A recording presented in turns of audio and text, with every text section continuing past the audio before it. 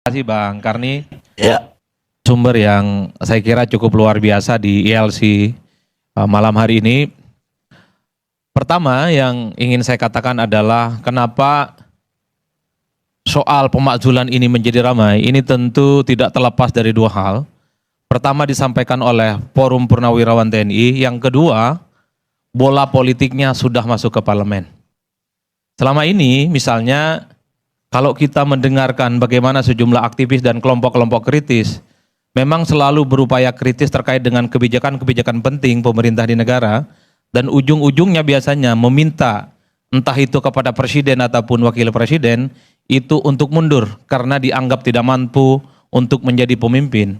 Kan itu terjadi pasca reformasi khususnya, mulai dari zaman Gus Dur, kemudian Megawati, kemudian SBY, Pak Jokowi dan seterusnya. Begitu banyak demonstrasi di luaran yang meminta pemimpin-pemimpin bangsa yang dianggap tidak capable, tidak punya kapasitas dan mengurus urusan kebangsaan tidak tuntas itu untuk mundur atau dimakzulkan. Tapi itu kan suara-suara jalanan. Nah, agak menarik kemudian ketika Forum Purnawirawan beberapa waktu yang lalu itu mengusulkan pemakzulan dengan cara-cara yang serupa, yaitu ekstra parlementer. Menjadi menarik karena ini disampaikan secara resmi bersurat kepada pimpinan DPR dan MPR. Itu artinya apa? Suka tidak suka, politisi parlemen harus menjelaskan ini ke publik. Apakah ini partisipasi dan usulan yang disampaikan oleh sekelompok masyarakat atas nama Forum Purnawirawan itu diterima, ditolak ataupun diabaikan. Karena kita tahu dalam iklim yang demokratis tentu saja siapapun berhak untuk mengusulkan isu-isu penting, isu-isu strategis kepada DPR yang selama ini kita anggap sebagai lembaga kedewanan untuk menerjemahkan dari keinginan-keinginan masyarakat. Ini yang per hari ini sebenarnya menjadi ramai.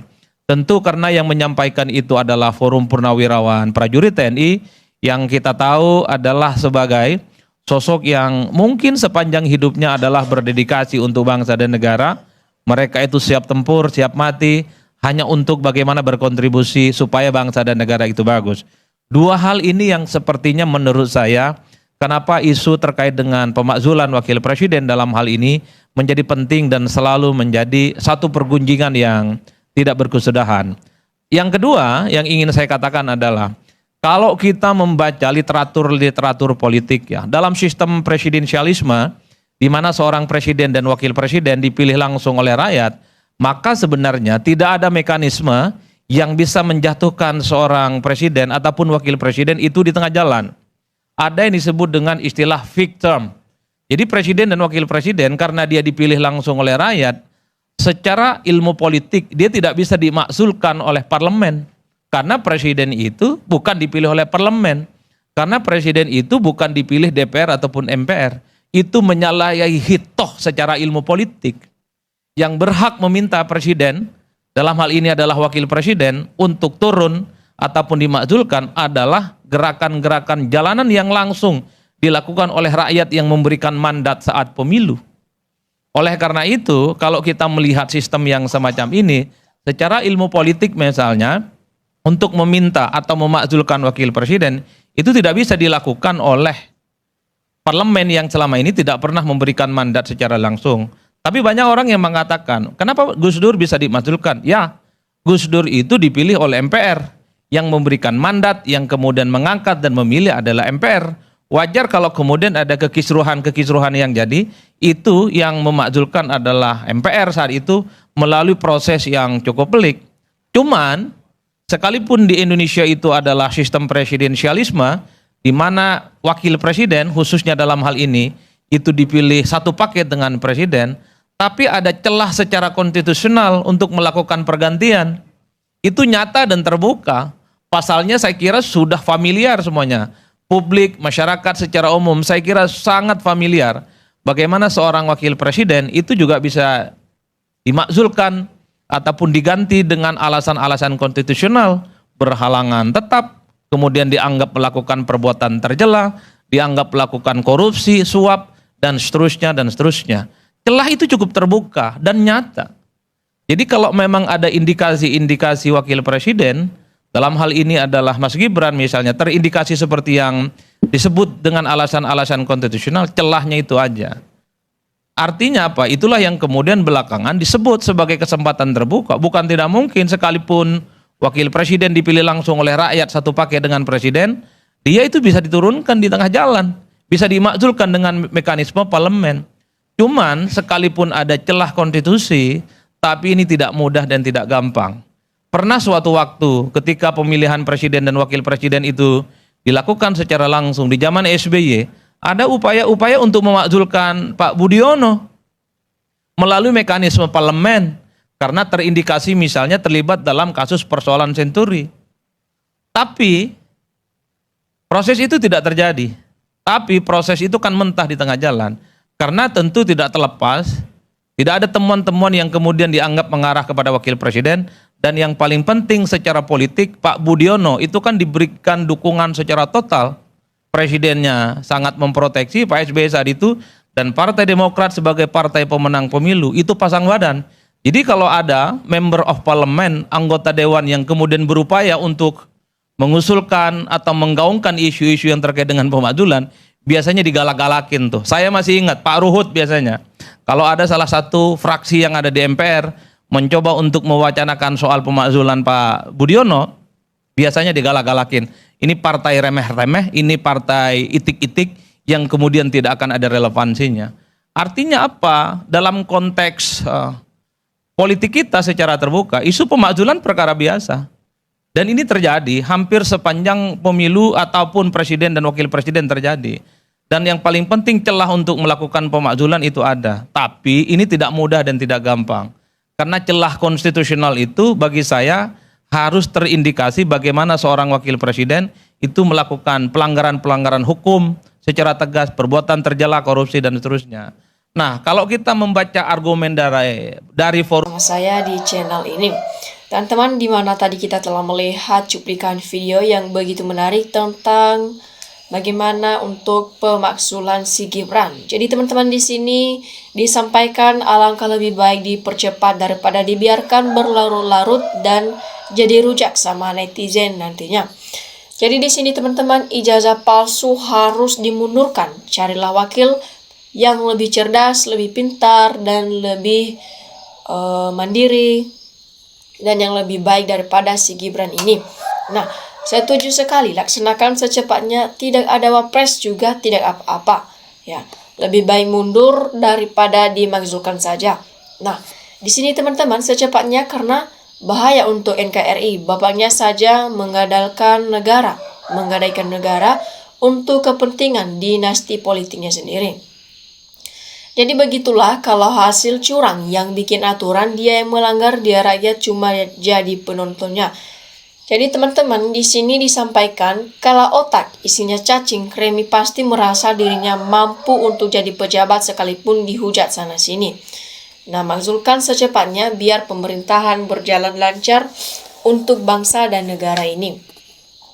Ya, diteruskan di sini teman-teman, sebaiknya wapres mawas diri, tidak punya kemampuan untuk memimpin, akhirnya gak jelas kerjanya itu. Jadi bukan hanya FPP, ya, TNI, aktivis, tokoh, banyak akademis, rakyat juga menginginkan Gibran dimakzulkan atau mundur sebagai wapres karena udah nyata-nyata Gibran gak punya ijazah SMA. Nah, diteruskan di sini teman-teman, itu saja ya, makzulkan Gibran. Siapa yang menginginkan Gibran sebagai wapres atau siapa yang mempertahankan Gibran sebagai wapres? Nah, di sini teman-teman rasa malu ataupun rasa mau muntah melihat Gibran sebagai wapres. Bangsa Indonesia dihina langsung oleh Gibran dan si Jokowi. Nah, di sini teman-teman disampaikan lebih baik mundur daripada tiap hari dikuyo-kuyo begini. Jadi rakyat setuju kalau wakil presiden mundur karena tidak mampu dalam melaksanakan tugas negara, bahkan dibilang pelongo-pelongo oleh publik saja. Ya. Jadi Gibran dimakzulkan, mundur, setuju, mundur dimakzulkan, dan segera Gibran untuk dimakzulkan. Nah, di sini teman-teman, kalau memang wakil presiden mengundurkan diri, tidak dimakzulkan, berarti dosa ataupun doa saya terkabul. Ini kata netizen ya. Jadi diteruskan di sini teman-teman, tugas negara. Ya, itu berat, lebih baik pejabat dipilih berdasarkan kemampuan mengelola negara dan bukan hanya demi ambisi saja. Tapi di sini kirain jadi wapres terhormat gak tanya malah jadi bahan gunjingan dan ejekan setiap detik. Nah, Gibran mundur bagus dan dimakzulkan itu akan lebih bagus ya, fun lebih seru dan lebih rame. Jadi para jenderal jangan malu ya, sekarang waktunya menekan DPR untuk memberhentikan wapres tanpa diganti supaya tidak menimbulkan kegaduhan politik. Kalau mengharapkan mundurnya Gibran rasanya tidak mungkin. Jadi di sini teman-teman disampaikan alasan politis ya. Karena sudah dipilih mayoritas, tapi sosoknya tidak pantas jadi pemimpin selevel wapres ya, sangat banyak indikasinya. Tak lebih cerdas dan normal isu moral entah hoax atau tidak, misal ada info pencandu narkoba, konten fufu-fafa, rekayasa konstitusi, riwayat pendidikan, dan apalagi proses pilpresnya, support, parcok, dan ajaran Margaribums ASN yang terpengaruh dengan ayahnya yang masih jabatan sebagai presiden. Jadi teman-teman di sini disampaikan rakyat diam ya. Bukan berarti takut, tapi rakyat menunggu perintah untuk siap perang melawan gerombolan pengacau camkan itu. Nah, diteruskan di sini teman-teman disampaikan ya, para elit politik dan semua partai kiranya dapat berpikir cerdas dan bersatu ya. Untuk kemajuan bangsa dan negara, jangan egois memikirkan partai masing-masing. Wapres harus punya kemampuan untuk membantu presiden. Ya. Jadi di sini teman-teman disampaikan harus mundur ya atau dimundurkan. Negeri ini tidak boleh dipertaruhkan hanya untuk seorang wapres yang kapasitas dan kapabilitas serta wawasan tidak memadai untuk ikut mengelola dan memimpin negeri ini. Nah, itu sangat benar sekali ya. Rakyat sudah punya penilaian yang akurat tentang wapres. Belum apa-apa negara ini amburadul, wapres tak mampu mengatasi. Bisanya kasih hadiah untuk pencitraan negara. Butuh seorang pemimpin yang mumpuni, yang cerdas, bisa dan mampu mencari jalan keluar untuk mengelola pemerintahan. Ya, Gibran itu tidak punya apa-apa. Yang milih dia pasti orang yang otaknya miring dan tidak waras.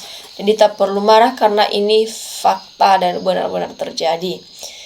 Jadi di sini teman-teman disampaikan nih muncul Gerwani yang so pinter ngasih wawasan rakyat dan muak dengan congor-congor sok pahlawan kebenaran, tangkap lor saja sebelum menjadi-jadi, asal tegas TNI dan Polri gerombolan pasti kocar kacir. Nah, di sini teman-teman rakyat hanya mau dipimpin oleh orang yang pandai, cerdas, berintegritas, jujur, bukan dari hasil akal-akalan kecurangan ya. Jadi kenyataannya memang wapres tidak bisa kerja karena dipaksakan jadi wapres oleh Jokowi yang waktu itu masih jadi presiden. Jadi mundur kau sebelum dimakzulkan, masuk dengan cara haram, rakyat gak rela dipimpin orang bodoh licik, hasil KKN, bapak sama paman ini republik bukan kerjaan. Punya mbahmu banyak orang cerdas, mumpuni jujur buat posisi wapres bukan yang pelongo-pelongo. Nah, di sini teman-teman, kenapa pemerintah sekarang hanya dibahas politik, tidak memikirkan rakyat yang sedang terburuk saat ini? Nah, terutama tingkat yang paling bawah, negara ini semakin bobrok seperti bobroknya barang rongsokan saat ini. Yang mending sebelumnya daripada ini, khususnya pemulung ya, jutaan menangis batin, adakah yang peduli? Supaya bisa ditingkatkan, pemerintah harus berperan serta demi perilaku nominal rakyat Indonesia. Nah, DPR itu manusia pengkhianat, rakyat tak ada DPR lagi, buang-buang duit, tidak kontribusi lagi. Nah, diteruskan di sini teman-teman disampaikan sampai modal orang-orang yang mau memakzulkan Mas Gibran dan gak bakalan bisa. Mas Gibran dipilih oleh rakyat, suara rakyat adalah suara Tuhan. Jadi di sini teman-teman mundur lebih baik daripada dimakzulkan. Nyata bahwa wapres sekarang tidak memiliki kualitas serta cacat konstitusi karena ulah si pamannya. Nah, di sini teman-teman dilanjutkan setuju bila Gibran sadar ya atas kapasitasnya yang tidak layak dan jadi bahan lelucon di mana-mana ya. Dan ini pasti sebuah tekanan buat Gibran sendiri, lebih keren dan elegan sih kalau mengundurkan diri dan sikap. Ya, itu lebih terhormat, salam dan logika. Jadi Gibran belum pantas jadi wapres dan dipaksakan sama bapaknya para kali memang. Jadi teman-teman dilanjutkan ataupun diteruskan di sini disampaikan jangankan membuka lapangan kerja janji 19 juta PKHK ya. Masal di mana-mana, sedangkan anak dicariin bapak pekerjaan. Nah, ya, Wapres cacat. Hukum pertama, tidak cukup umur dan punya konten fufafa, dan tidak punya kualitas seorang pemimpin sebagai wakil presiden. Jadi di sini teman-teman, judulnya masih wacana, masih abu-abu, langsung saja hukum rakyat yang dipakai karena rakyat punya kedaulatan bukan parlemen atau presiden. Jadi itu langkah yang lebih bagus Pak Gibran daripada dimakzulkan, mending mundur saja Pak Gibran ya. Nah, di sini teman-teman disampaikan mundur lebih terhormat daripada dimakzulkan. Bukan malu rakyat Indonesia 2029 Nyapres lebih banyak yang pilih. Oke teman-teman, demikian saja cuplikan video kali ini.